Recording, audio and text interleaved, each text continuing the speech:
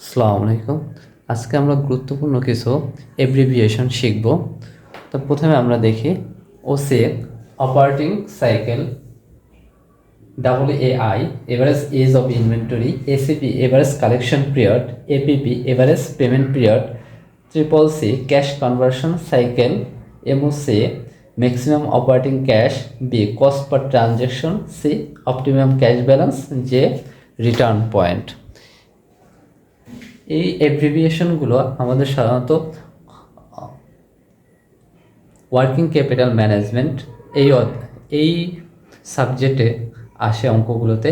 এছাড়া আমাদের উপরে কিছু অঙ্ক আছে, তথ্য আছে, সেগুলো আমাদের কস্ট অ্যাকাউন্টিংয়েও প্রয়োজন হয়।